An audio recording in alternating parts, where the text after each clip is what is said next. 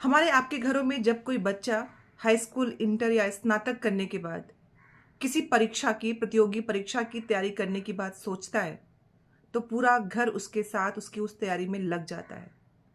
सारे सपने, सारे ख्वाब, सबकी दिनचर्या उस बच्चे की तैयारी के साथ आपसे जुड़ जाती है।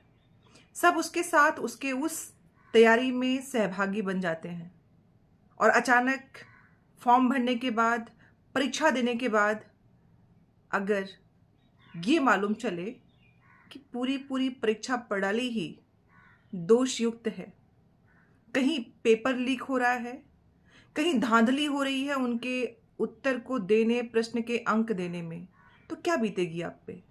और आए दिन कई वर्षों में हमने जो सबसे कॉमन बात देखी, कोई परीक्षा हो, चाहे केंद्र सरकार के अंडर में आने वाली परीक्षाएं हों या प्रदेश सरकारों की, इस तरह की घटनाएं आज आम हो गई हैं। हम अपने बच्चों को, अपने सपनों को पूरा करने के लिए अपनी पूरी जी जान लगा देते हैं और ऐन वक्त पे होता क्या है, बच्चा जो तैयारी कर रहा है उसके सपने नहीं, पूरे घर के सपने टूटते हैं और उसके बाद गलती किसी और को दे दी जाती है। जांच एजेंसियां काम क्या कर रही हैं पता नहीं चलता है, बस जांचें हो रही हैं। जांच एजेंसियों को सौंप कर निश्चिंत होकर लोग बैठ जाते हैं और होता क्या, वही ढाक के तीन पात। क्या हुआ, कैसे हुआ, किसने किया, इसके बारे में कोई भी सूचना आपको नहीं मिलती है। तो सपने हमारे बच्चों के रोज यूं ही क्यों टूटते रहें? इन बातों का जवाब कौन देगा?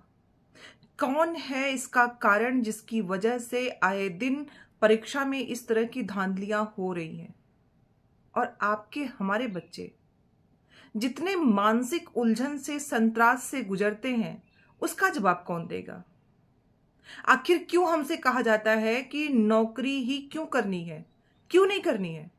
अगर उसके लिए सरकारों में व्यवस्था है कि हम नौकरी कर सकते हैं तो क्यों नहीं करेंगे? प्रतियोगी परीक्षाओं की तैयारी क्यों नहीं करेंगे? आखिर इन सब प्रश्नों का जवाब कौन देगा? जिस दिन लोकसभा चुनाव 2024 का रिजल्ट आया, उसी दिन नीट के परीक्षा की रिजल्ट की घोषणा की गई और उसमें जिस तरह से रिजल्ट आया, यह संदेह पैदा करता है कि जानबूझकर 11 दिन पहले उस रिजल्ट को देने के क्या कारण हो सकते हैं। बच्चों को सुप्रीम कोर्ट जाना पड़ा, वहां पे उनसे मदद मांगनी पड़ी। परीक्षा में क्या हुआ, किसने कराया? नीट की परीक्षा में इस तरह की जो कारस्तानियां देखने को मिल रही हैं, किसका उसमें हाथ है? इन सब की जानकारी होना बहुत जरूरी है और आपका हक बनता है। आपके बच्चों ने अपने समय को वहां पे लगाया है उस परीक्षा की तैयारी में। मैं जानती हूं, मैंने भी देखा है अपने घर के बच्चों को तैयारी करते हुए। मैं जानती हूं बच्चे कितनी मुश्किल से उस परीक्षा की तैयारी करते हैं और ऐसे भी खबरें आती हैं कोटा से जो दिल को दहला देती हैं। तो परीक्षाओं में इस तरह बच्चों के साथ जो धांधलियां हो रही हैं, उन्हें आपको, हमें रोकना होगा। आपको आवाज उठानी है, हमें आवाज उठानी है। शुचिता परीक्षाओं की इस तरह से तार तार की जा रही है। सुप्रीम कोर्ट ने 1563 बच्चों को कहा है कि इनके री एग्जामिनेशन होंगे, ग्रीष्म मार्क इनका हटाया जाएगा। लेकिन किस व्यवस्था के आधार पर ग्रीष्म मार्क्स दिए गए थे, ये प्रश्न कौन करेगा? 6 सेंटरों पे फिर से एग्जाम करा रहे हैं, जब बच्चे मांग कर रहे हैं कि एग्जाम री एग्जाम कराया जाए, सब बच्चों को कराया जाए, तो वो कब सुना जाएगा? इस तरह देश में होने वाली परीक्षाओं के साथ जिस तरह से मजाक बना दिया गया है बच्चों के भविष्य के साथ, इसमें एक साथ खड़े होने की जरूरत है। बहुत हो चुका हमारे बच्चों के भविष्य का खिलवाड़।